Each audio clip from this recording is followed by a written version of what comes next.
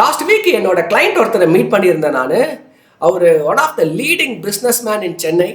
அவர் என்ன சொல்லிட்டு இருந்தாருன்னா, சதீஷ் நான் ஒரு 3 சீரீஸ் BMW வாங்க போகிறேன், ஒரு லக்ஸுரி செடான்.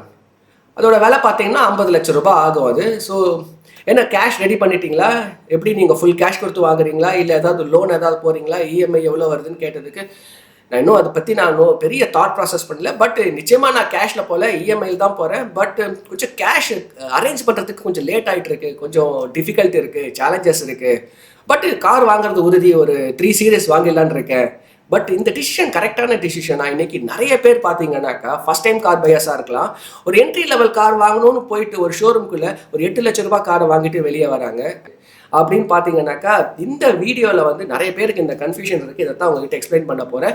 எந்த அளவுக்கு நீங்கள் காரை வாங்கலாம், எந்த காருக்கு நீங்கள் செலவு எவ்வளோ பண்ணலாம், உங்களுக்கு personal finance, mutual fund investing, stock investing, recommendation, advisory வேணும்னா இந்த நம்பருக்கு கால் பண்ணுங்கள். அண்ட் இந்த வீடியோவை பார்த்துட்டு இருக்கீங்கன்னா please click the like button.